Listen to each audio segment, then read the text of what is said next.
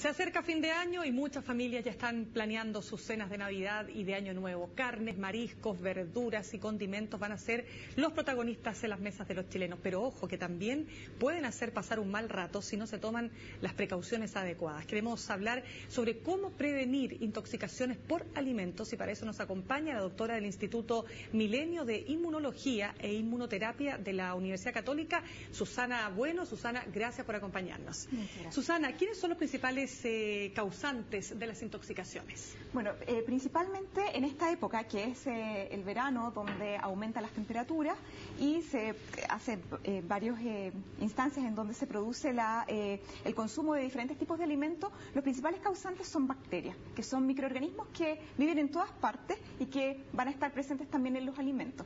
Ahora, ¿qué es lo que pasa? Hay algunos alimentos que se pueden contaminar con estos microorganismos y ellos crecen cuando hay un aumento de la temperatura. Entonces, si hay alimentos, por ejemplo, que se dejan a temperatura ambiente, y esa es una de las principales precauciones que uno tiene que tener respecto al consumo de los alimentos, mantenerlos refrigerados y cuando se transportan, mantenerlos refrigerados. ¿Por qué?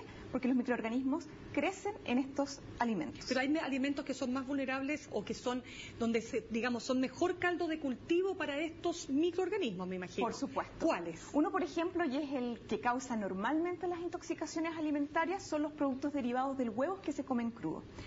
Principalmente cuando se producen estas mayonesas caseras que están preparadas con huevos crudos, los huevos pueden ser contaminados por una bacteria que se llama salmonela. Y esta bacteria va a estar presente en los huevos y cuando estos se preparan y se dejan a temperatura ambiente, la bacteria crece en este alimento muy rápidamente. Y eso, al consumirlo crudo, produce la intoxicación y, de hecho, esta bacteria es la que se aísla con mayor frecuencia en los casos de intoxicación alimentaria. Ahora, hay otros alimentos, por ejemplo, las carnes, cuando las carnes se consumen crudas o carne cruda toma contacto con otro tipo de alimentos que se consumen crudos, como por ejemplo verduras o frutas, estos también pueden causar contaminación. Y eso hay que tener principal cuidado con algunas bacterias como la Escherichia coli, que es un tipo de bacteria que es un tipo de Escherichia coli que es muy patógena y que puede producir también intoxicación. Ahora, si tenemos que tomar, vamos a comer mariscos, obviamente que la principal medida, precautoria preventiva es cocer los mariscos previamente. Por supuesto. O sea, usted nos recomendaría en absoluto, aunque a uno le digan que no hay ningún problema, comer mariscos crudos. Sí, principalmente en esta época, en los meses de calor, porque claramente los mariscos van a estar contaminados con microorganismos y bueno, puede tener una baja cantidad de microorganismos y lo que pasa en el invierno es que uno los puede comer y no son suficientes para que a uno le causen una intoxicación.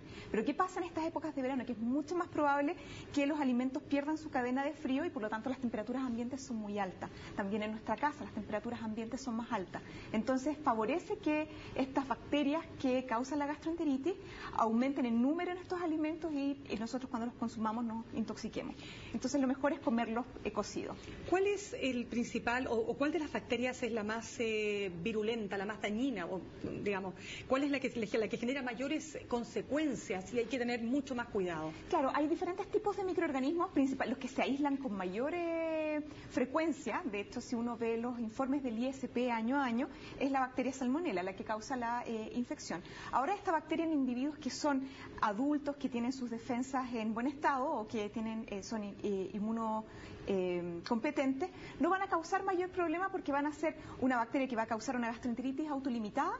O sea, van a pasar unos días que uno va a tener vómitos, diarrea y con el tiempo se va a sanar sin un tratamiento más invasivo, como por ejemplo que puede ser antibiótico o hidratación. Ahora, el problema son las personas que son niños, que son adultos o que tienen algún problema con sus defensas.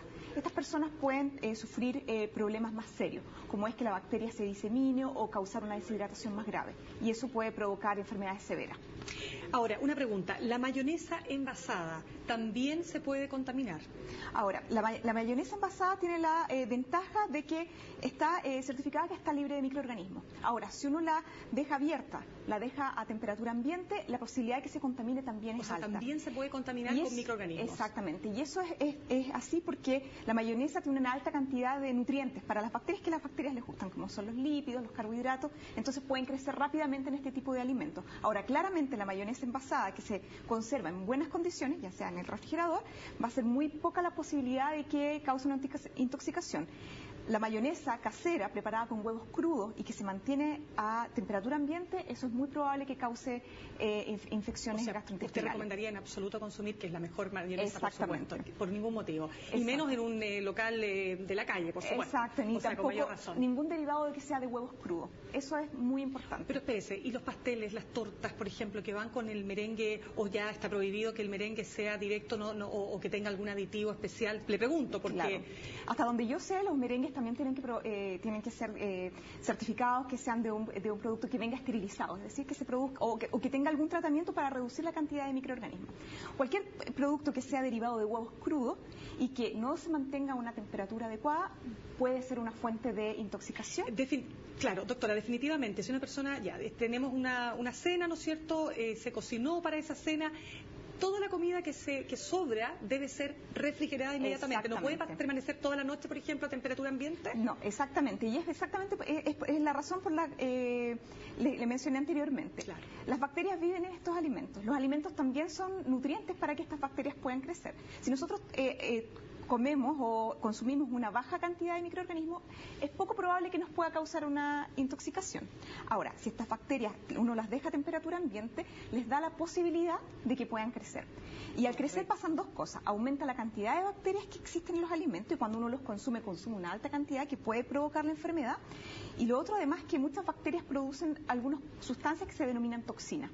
Y las toxinas que se liberan a los alimentos también puede causar una intoxicación bastante grave. Por esa razón es sumamente importante tener en cuenta que los alimentos, sobre todo en esta época del año donde hay temperaturas muy altas, tenemos que mantenerlos refrigerados. Doctora, ¿qué pasa con las legumbres, por ejemplo? ¿También se pueden descomponer con bacterias?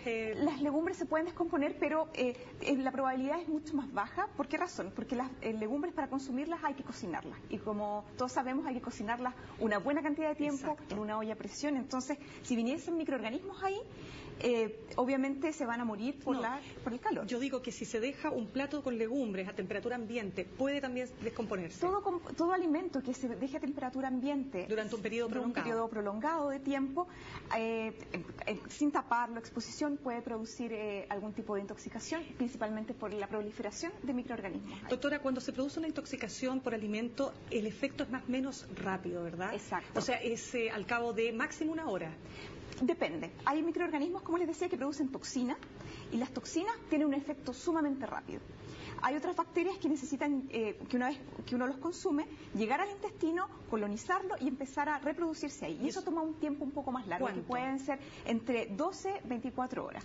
Hay otras enfermedades que también son transmitidas por los alimentos, que no causan gastroenteritis, pero que causan otro tipo de enfermedades. Y eso, los periodos de incubación son mucho más grandes. ¿De qué estamos hablando, por ejemplo? Estamos hablando, por ejemplo, en el caso de la fiebre tifoidea, de aproximadamente 10 días, 12 días. O la hepatitis, por ejemplo. Exacto, que necesitan un periodo de incubación más grande. Pero cuando los síntomas, ¿qué tipo de síntomas deben hacer inmediatamente tomar la decisión de ir a un centro de urgencia?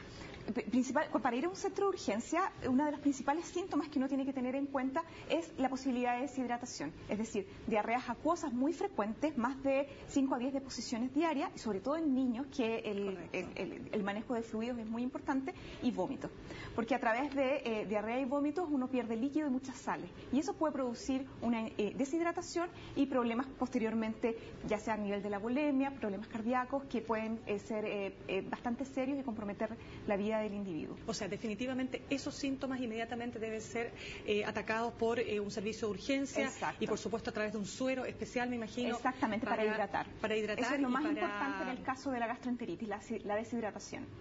Muy bien, no sé si tiene algo más que comentarnos respecto de estas fiestas de fin de año, porque la verdad es que, claro, la mayonesa es un alimento bastante utilizado, pero el resto de las cosas, la verdad es que teniendo un buen cuidado y una buena prevención no debiera generar mayores preocupaciones, ¿no es así? Exactamente. De hecho, la preparación de alimentos, ya sea que se consumen alimentos todos los alimentos pueden contener bacterias. Hay algunos que claramente tienen más posibilidades que otros y estos son los que se tienen que consumir cocidos. O sea, la recomendación es consumir carnes cocidas, pescados y mariscos cocidos, y los alimentos que se preparan con anticipación hay que mantenerlos refrigerados y eso no debería haber mayores problemas. Doctora, bueno, muchas gracias por acompañarnos esta noche. Gracias a ustedes.